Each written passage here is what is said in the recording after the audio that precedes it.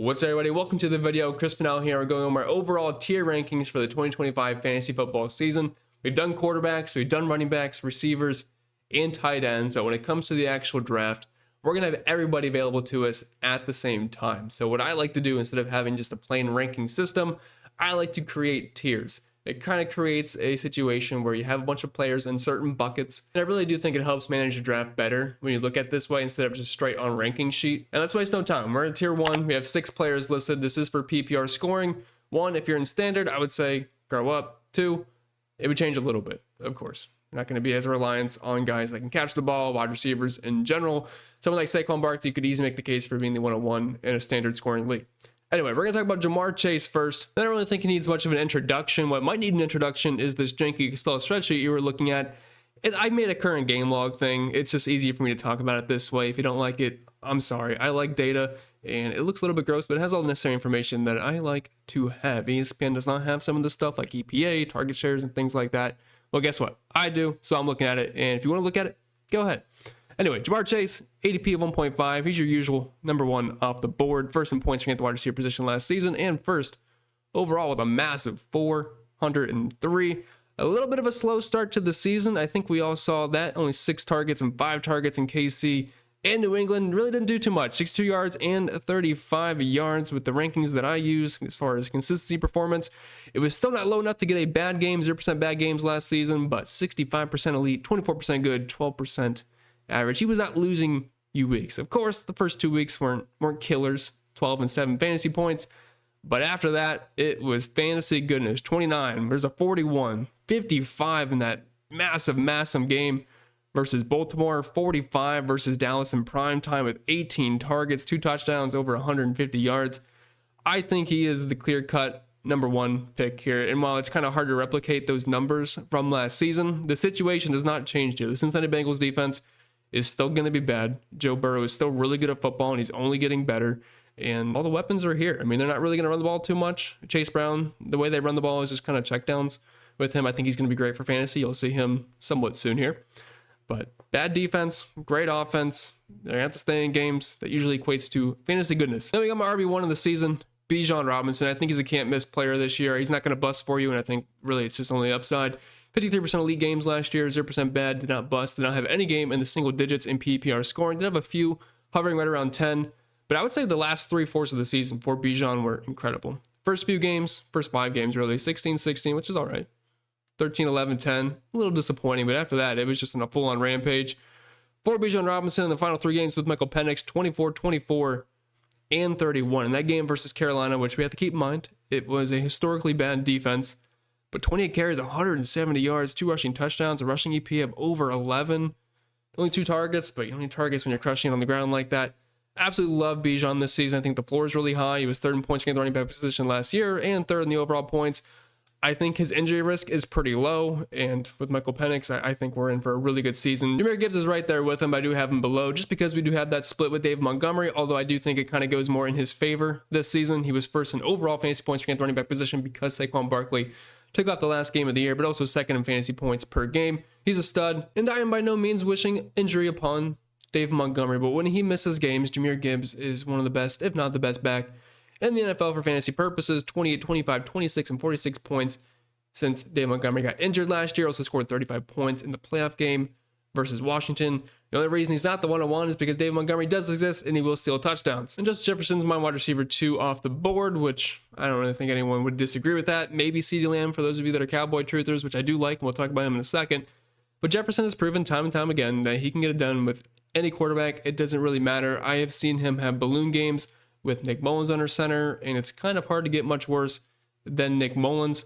So I'm excited to see what he can do with J.J. McCarthy. It looks like Jordan Addison's going to miss some time with the suspension, of course. So first couple of weeks, that's even a boost for Jefferson. But the rookie QB, I think he's going to have to rely on Justin Jefferson. He's getting his feet wet. And I say rookie, it's because he didn't play last year. This is technically his 2nd year, but we have not seen him in an actual game this season. But J.J. McCarthy does have some arm talent. I'm not sure how good he's going to be, but if I'm in his situation, I am looking at Justin Jefferson to bail me out as much as possible. And then we got Saquon Barkley, and I've seen people have him ranked higher in PPR. I've seen people have him ranked much lower, even in the tier 2. I don't completely agree with that. I know people are scared from the usage that we saw last season because it's really hard for running backs, especially in this day and age, to be able to replicate that kind of performance or that kind of usage. It feels like Saquon Barkley is probably going to be a bit of a unicorn, similar to Derrick Henry, but he does have more passing work than Derrick Henry, and that's why I definitely feel like he's much more deserved to be up here in PPR formats. But man, this is such a perfect fit for Saquon. This is a team that loves to run the football, great offensive line, great system, and they will run. That's what they do. The only bugaboo with Saquon Barkley is that Jalen Hurts loves to steal rushing touchdowns, because Saquon Barkley, without Jalen Hurts, man, there was no push. The touchdown total from last season would have been much, much higher, and it was still really good. I mean, he had a fantastic season, no doubt about that. I mean, if you're looking at the game log here, just absolutely incredible. Multiple 200-plus rushing yards games. And if you're looking at the scoring format here, did have 2 bust games relative to where you drafted him based off my consistency, just overall based off of all running back performances. It did not quite get down low enough to be counted as a bad game, but for Saquon Barkley himself, it's not something you're really looking for. But still 50% elite, 31% average, 19% good. It's just in games when the Eagles are blowing teams out and Saquon did not get those rushing touchdowns, he is capable of busting, because he's not going to always be a lock to be used in the passing game. As you can see for the targets, they're much lower than Bijan, much lower than Jahmyr Gibbs. That's why I have him ranked below, but I love the team. I love the scoring equity. I'm expecting a lot of touchdowns this season, and hopefully they can go more in his favor instead of being tackled on the 1-yard line, and Jalen Hurts gets to enjoy the rest. And while he wasn't exactly a tier 1 player last season, we have to give him the benefit of the doubt due to Cooper Rush throwing him the football. Still had some productive games with him, but if Dak Prescott is going to be healthy, I see no reason at all why CeeDee Lamb cannot compete with Justin Jefferson and Jamar Chase as being the overall wide receiver 1 this season. This is a team that's probably not going to have the best defense. They're probably not going to have a great run game. Rico Dowdle is gone. The offensive line is not as good as it used to be back in the past. And Javonte Williams and Miles Sanders is back there, at least to start out. We'll see what happens throughout the season. But I'm not expecting much from the run game here. So this is a situation where I don't think the Cowboys can be able to control the game and run the ball. They're probably going to have to play catch up most of the time. I don't think they're going to be a team that's winning games, at least strongly. So CeeDee Lamb should be getting hyper targeted. They did bring in George Pickens, which I don't think it's going to be a bad thing for CeeDee Lamb. It just draws more attention away from him. And then we have tier 2. These guys have tier 1 upside, but for various reasons, they are below here. And we'll start with CMC.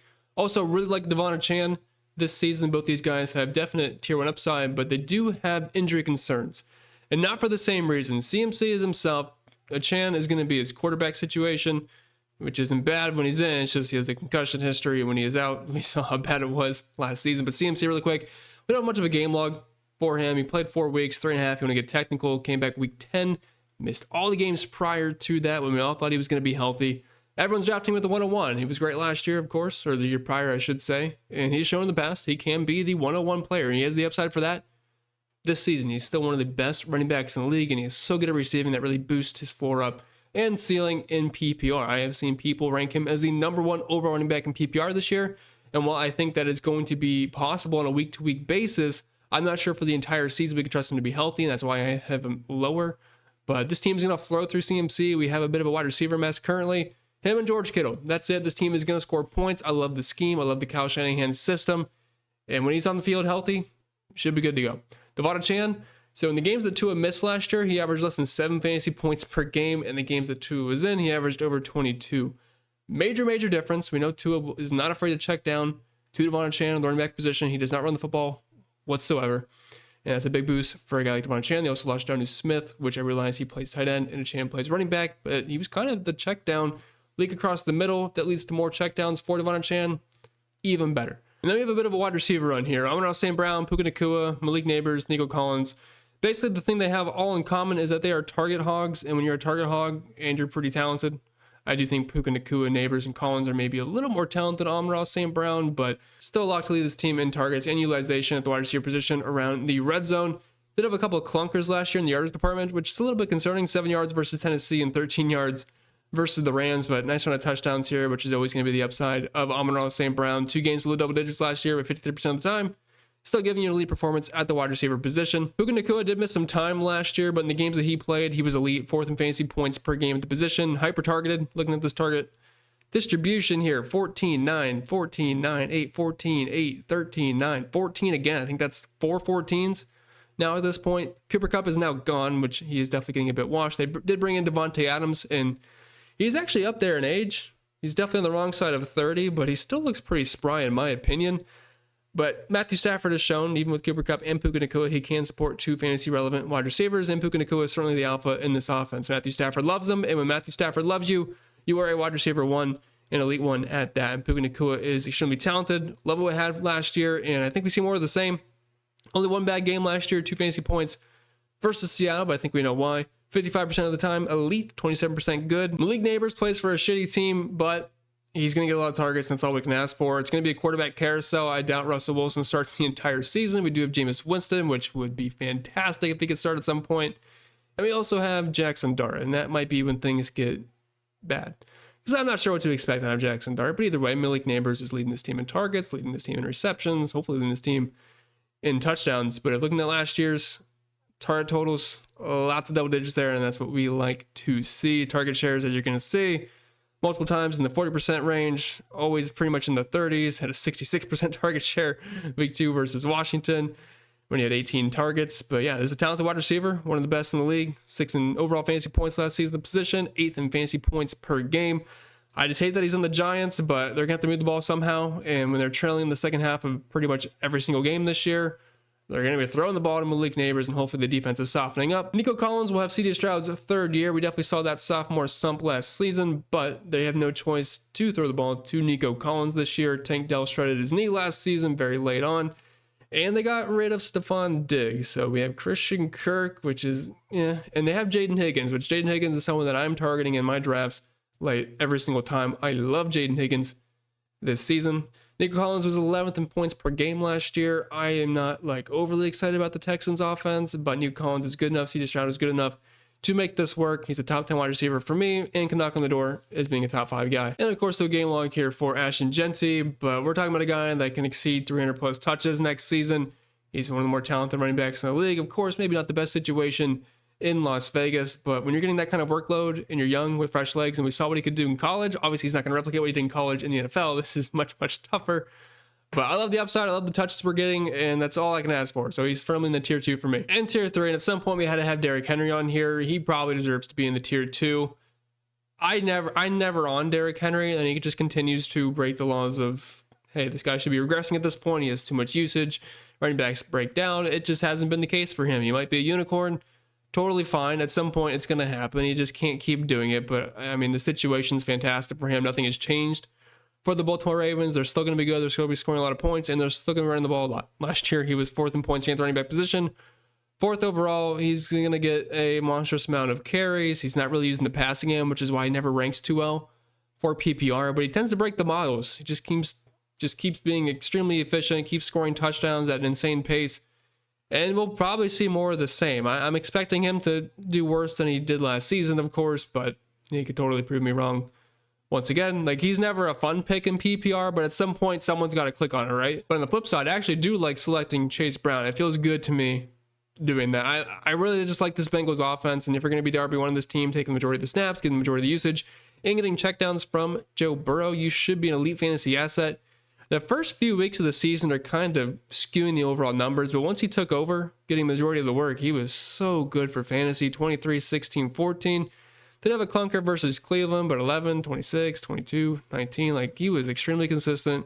38% time elite, 12% bad, but keep in mind, these first few games are definitely going to skew those numbers a bit, but we should be seeing roughly around 20 touches a week, with some of that being involvement in the passing game. Going to have over 20 opportunities per game this year, and I'm all about that in the Cincinnati Bengals offense, which is going to put up a lot of points this season because their defense is not going to be able to allow them to really blow teams out too often. Then BTJ coming into his 2nd season. Man, LSU wide receivers and Ohio State wide receivers are so good in the NFL. Great end to last year, 32, 28, 23, and 17. 5th in overall points to the wide receiver position last year, 15th in points per game. Quarterback play, always inconsistent for the Jacksonville Jaguars. Trevor Lawrence was definitely not what he was touted to be.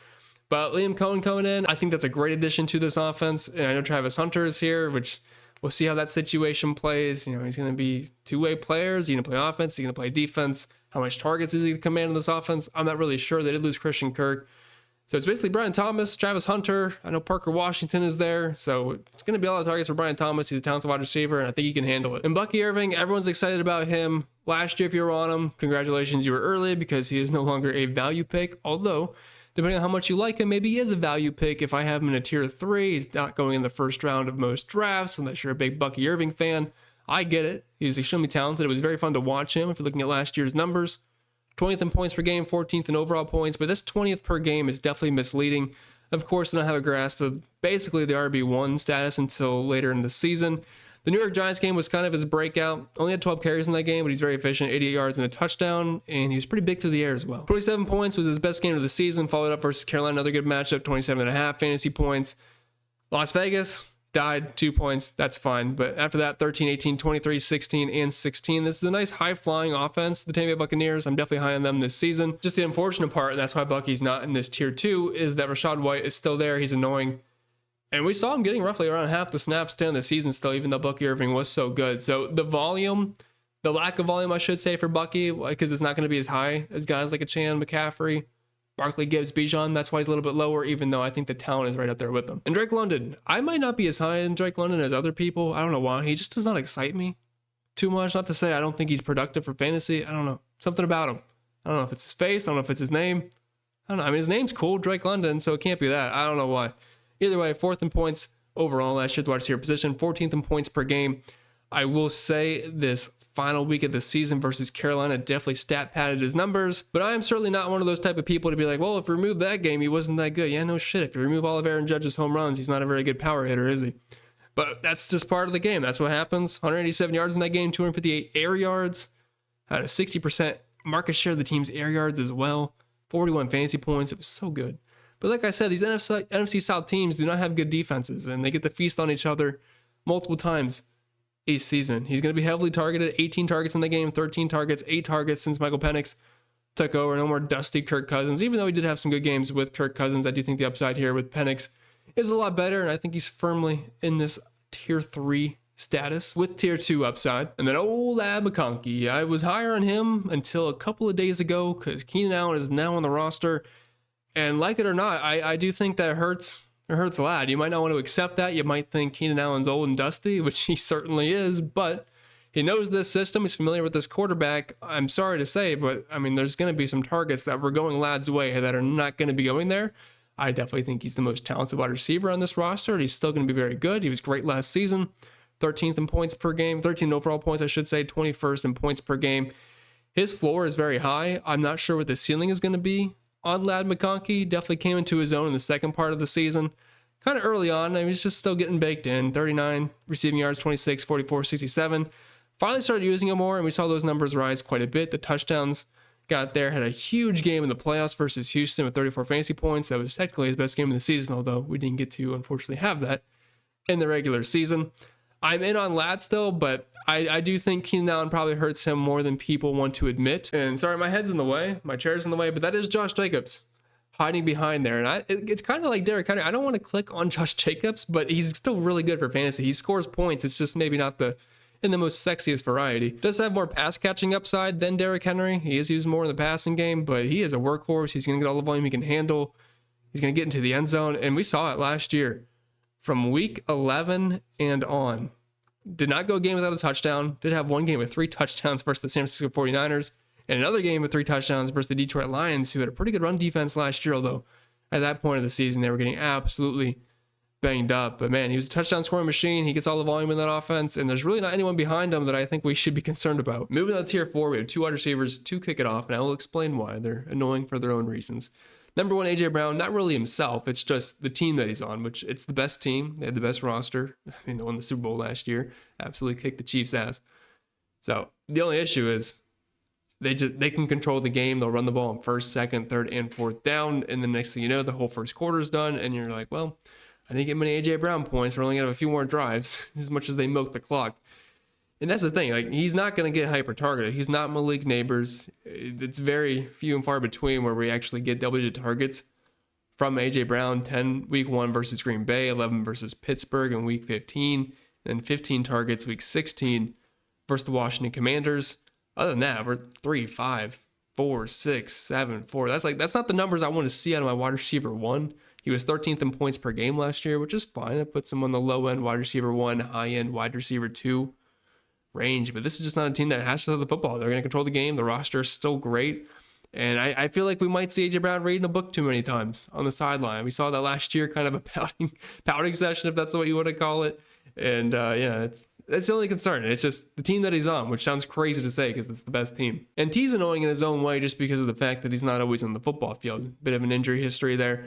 But when he is on the field, he's fantastic. 6 in points per game last year. And even with missing time, he was 16th overall at the position in fantasy points scored. And we're going to get targets, and these are high-value targets from Joe Burrow. This is a team that's going to throw the ball probably around 40 times a game this year. It's a bad defense, and they look so good in the preseason game. I realize it was just versus the backups of the Philadelphia Eagles, but Burrow and Chase looked like they were picking off right where they left off from last season. But T. Higgins showed a little bit more of a ceiling than A.J. Brown last year. A.J. Brown did not eclipse the 25-point mark, which I'd like to see out of my wide receiver one. Maybe you're lucky you can have me as your wide receiver two. But T. Higgins, 30 points versus the Chargers, 40 points versus the Denver Broncos, 30 points versus the Baltimore Ravens. He's got some real good numbers for being the wide receiver two on his own team. So the best trait you can have is availability, which T. Higgins does not have. But when he's on the field, he is great. And then we have boring Kyren Williams. That's not necessarily a bad thing to be. He's just kind of boring to me. He gets a lot of volume. He scores touchdowns and not very flashy. Doesn't do a whole lot else than that. But they paid him again, so he's going to keep getting the rock, even though Blake Corum is there. I mean, we saw a couple of weeks last year versus Buffalo, week 14 and week 15. He had 60 carries in those 2 weeks. He gets into the end zone, doesn't do a whole lot through the air. He will get targets, but there's some games he just does not get anything. But only one game below double digits last year versus New England Patriots. Outside of that, we're talking 12% average, 50% good, 38% elite. That's 80% of the time being above average. I think that's perfectly fair for being a tier 4 player. And we finally had to talk about the quarterbacks at some point. I am usually somebody that waits. I could see myself waiting for Dak Prescott this year. That seems like a very likely scenario. It's just very rare that I get an elite quarterback. They have to fall at the right spot, but it's really fun having them, I'll tell you that. Like, say I have Lamar Jackson and someone offers me T. Higgins or Kyren Williams, I'm probably like, no, it's way too fun having Lamar Jackson. So it's kind of weird how that works out usually. But he was awesome last year. He was the QB1. And he was fantastic. 26 points per game last season, 440 total. He had 0 bad games, 2 average, 5 good, but led all quarterbacks with 10 elite games. That's even better than Josh Allen, who you'll see in a second. But man, he was so good last year. The passing touchdowns, I feel like, have to come down. It did not seem like that's going to be something that's going to be able to stay at this pace that we saw last season. But he's a prolific passer last year. Great on the ground, obviously. He doesn't get the rushing touchdowns that guys like Jalen Hurts or Josh Allen have, because he is not a tush-push merchant, which we will respect. But can't go wrong with either. Lamar Jackson's definitely going to have the edge on rushing yards, but Josh Allen will have the edge on the rushing touchdowns when they are inside the 2-yard line, 1-yard line. Sometimes Josh even runs it in from the 10, let's be honest, but he's a big boy, and they'll just run it in because why the heck not? Why wouldn't you? I would do it. I don't blame him for doing it. But it's going to keep him very fantasy relevant. Right around 23.5 fantasy points per game last year, 375 total. Lamar Jackson was definitely a bit better. 5 elite games from Josh Allen, 3 bad. To me, I don't see anything changing with the Baltimore Ravens offense. Maybe the touchdown passes do come down for Lamar Jackson, but either way, I still feel comfortable with him being my quarterback 1 over Josh Allen, but it's razor tight, obviously. And Tyreek Hill's a big question mark this year. Obviously, last season got off to a real hot start. Got arrested right before the game started, hit the handcuff Sally when he got that long touchdown pretty early in the game, 12 targets, 7 catches, 33% target share, 143 air yards, 70% market share of the team's air yards. Receiving EPA above 4, 26 fantasy points. And then it was some tough times until we got to, I would say, week 13, week 14, when he had back-to-back 20-point games finally for the first time. First time he reached 20 points since that week 1 game. It might have been a mixture of a bit of an injury, plus Tua being hurt in and out of the lineup. Of course, his numbers were going to suck with Huntley. That was always going to be the case, or whoever else they wanted to throw out. It was Miami offense without Tua is not pretty. So the unfortunate thing is Tua tends to get a concussion every year, but I think this is going to be a bounce back year for Tyreek Hill, but he definitely did not return on value last season. 18% bad games, 41% average, 12% good, and 29% elite. Is that what you were hoping for? He was also 33rd in points per game at the position, 17th overall, because didn't really miss time. But yeah, it was not pretty on a week-to-week basis, and he was hurting your lineup for sure. Jonathan Taylor also kind of just feels like Kyren Williams, where he's boring. He's never really a fun pick, but he gets the job done. He was 7th in points per game last season, 13th overall. He's going to get volume. Last season, at the very end of the year, I mean, he was 34 carries versus Jacksonville, 32 versus the Giants, 29 versus the Tennessee Titans. That's what you like out of your running back. And you can get him a little bit later in the draft. The only concern is this offense isn't isn't really led by world beaters at the quarterback position. Anthony Richardson did get hurt in the preseason game. And then we have Daniel Jones. Ugh, that's a real rough quarterback room. Anthony Richardson can steal goal line touchdowns from him and just yards in general. Daniel Jones is just not a good quarterback. There's going to be less scoring opportunities for Jonathan Taylor. I'd love for it to be a drop back quarterback like Joe Flacco. That would make things so much nicer to have with Jonathan Taylor. I'm just not really sure what the quarterback situation is going to be like. He's a little bit lower on my list. Isn't really too involved in the passing game, especially Anthony Richardson. Don't really see him dumping the ball off. And last but not least, had to sneak in the best tight end currently. Sophomore season for Brock Bowers. Great as a rookie. Only 5 touchdowns, though. I feel like if that number can come up, and I would say we have a slight upgrade at the quarterback position with Geno Smith, we'll feel pretty good about that. Although I do think it's a lot closer to him, Trey McBride, and George Kittle. People may think George Kittle was better on a point per game basis last year with a lot less volume, but that's fine. If Brock Bowers wants to get more volume and be just as good fantasy-wise, I will not complain. So we're going to bank on the volume, bank on the talent, and feel good about it. Then tier 5, which you can make a case for some of these guys to be higher, but we have to make tier breaks at some point, or it just defeats the purpose if we have the entire league in tier 3 or tier 4. So just have to get over it. But we're going to lead off with older man Mike Evans, still the 1,000-yard machine. Manufactured last season, of course, but still got there in the history book. There will not be an asterisk beside it. We know what we're getting out of Mike Evans. The slot position's a little bit more up in the air. Chris Godwin coming back from a pretty horrific injury. They drafted Buka, which I am pretty in on Ibuka this season. I love Ohio State wide receivers. I love LSU wide receivers. I'm sure you guys get why. But Mike Evans, we know what we're going to get. We have those potential big plays, big bombs from Baker Mayfield. He's going to up there in age, dealt with a hammy issue. Kept him out for over a month last year. He's not a hyper-targeted wide receiver either, but we have elite goal line, red zone usage for him. End zone targets is what we like to see out of a wide receiver, and Mike Evans does get that. He was 12th in overall points last year, also 12th in points per game. He has those boom weeks from time to time, 36 points versus the Los Angeles Chargers, 2 big touchdowns in that game, multiple games of double-digit touchdowns, which is something they can do. And when they get around the goal line, we're not going to really get a tush-push from Baker Mayfield. At times, we'll do the 1-yard goal line fade out of Mike Evans. That is 100% possible. They love him there. He's royalty in Tampa Bay. And while he's getting up there in age, he's still going to be the same kind of guy I think we get from time and time again. At some point, the 1,000-yard record is going to be gone, but I don't think it's happening, at least this season. Trey McBride, tons of targets last year, and it's really hard to bet against him. The only issue with Trey McBride last season was that he was not getting touchdowns. He went without a touchdown until week 17 last year versus Los Angeles, which is insane to say for a guy that had so many targets. From week 8 on, this were his target marks. 11, 4 and 5 were low, but after that, 15, 12, 14, 10, 4 versus Carolina, but then 16 and 11. We have to assume the touchdown mark comes up next year. You can't have 100+ receptions and not get more than 2 touchdowns. For as talented as he is, he's still going to have elite usage. They're going to get him into the end zone. So I'm a big believer in Trey McBride. I think he's right there with Brock Bowers. I'm giving a slight edge to Brock Bowers, but he's right there with him. JSN, I think it's kind of weird they brought in Cooper Kupp this season. That just means they're going to have to move JSN around the field more, which is something I kind of like. 41% of league games last year, 18% good, 24% average, 18% bad, 22nd in points per game. So they brought Sam Darnold in. I'd say it's pretty lateral between going from Geno Smith to Sam Darnold, so I wouldn't say it's an upgrade or really a downgrade. Jason is a very talented wide receiver, though, and I think his standard deviation as far as where he can end up at the end of the season is probably one of the largest from these guys that we've talked about so far. We could see JSN go into that tier 2. I think his ceiling is actually up quite that high. And also the floor, I feel like, could be a little bit lower. Maybe Cooper Kupp's not as washed as we think. Maybe Sam Darnold doesn't hyper-target JSN. We'll have to see how he's utilized. I'm assuming for the best. I just think tier 5 is currently safe for him. And George Kittle, I had him in my league last year. Made it to the championship. Unfortunately, lost in the championship. But George Kittle was not the reason why. He was awesome last season. He was actually better than anybody at the 10 position on a point-per-game basis. Does miss time here and there, so that's something you have to keep in mind. Is not as targeted as guys like Brock Bowers or Trey McBride, but he gets there on efficiency. This is an efficient offense in 49er system, and I don't really see how that's going to change. I mean, they lost Deebo Samuel, Brandon Nukes on the pup currently, Ricker Purcell was banged up. They have Juwan Jennings, but, I mean, this offense is going to flow through, like I said earlier, with Christian McCaffrey. It's going to be CMC and George Kittle is definitely the best pass catcher on that team.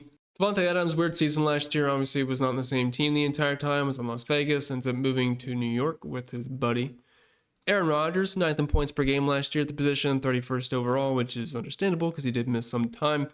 But he's getting older up there in age, kind of similar to Mike Evans, but I'd say he's still got some juice in him for sure.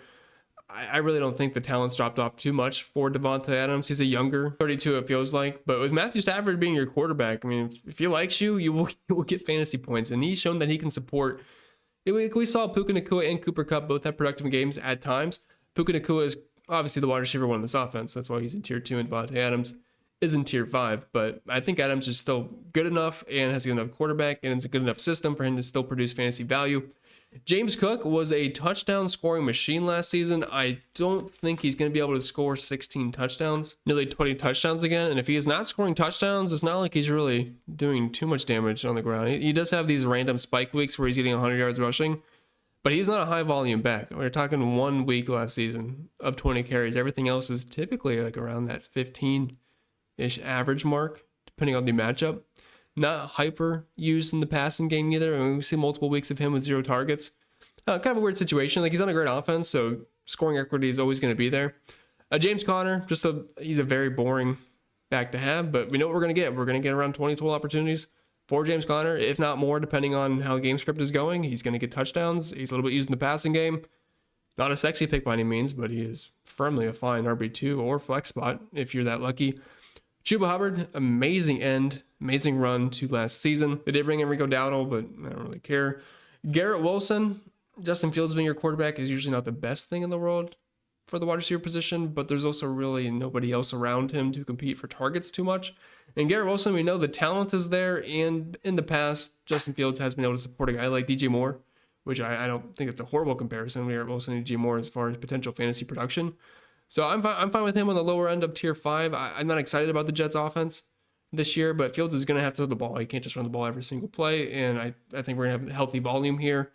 And while they might not be the highest value targets in the world, I still think he'll be productive. But with that being said, that's all I got for today's video. So if you enjoyed, even if you didn't, make sure you leave a like down below. Subscribe if you're brand new. If you have any questions, comments, concerns, or want to talk about your own rankings down below, be my guest. I'll be more than happy to read them or answer them.